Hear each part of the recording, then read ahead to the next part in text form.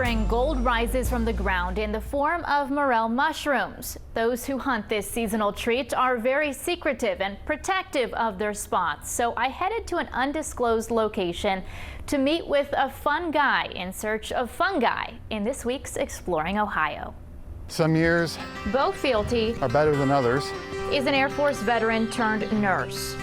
I spent a year in Utah and then spent 2.5 years in Germany.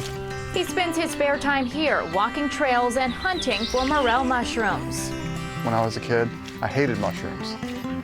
Absolutely hated mushrooms as a kid, any kind of mushroom. But over the last 15 years, that's changed. So do most people have their spot, their go-to? So that's another thing. So the more spots you get, the more you're going to find every year. He says the secret, If you want to find them, you got to learn your trees. because they usually grow near a particular variety. The best tree around here are slippery elms. What it is there's the mycelium, which is the actual fungus, lives underground, and the morels are its fruit. So it has a symbiotic relationship with the tree.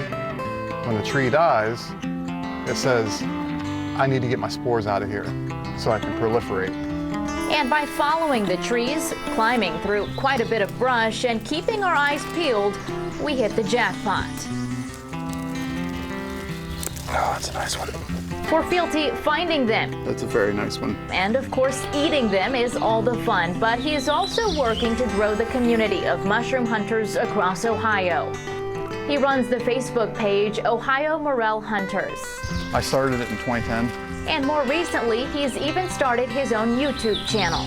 Get ready to start a journey that begins With scouting a new area in the Morel preseason and will hopefully end with a sackful of morels. Our day ended after finding about a dozen. So it really doesn't matter whether you pull, pinch, or cut. We packed them out in a simple mesh laundry bag and headed home for our feast. To me, it's like finding treasure.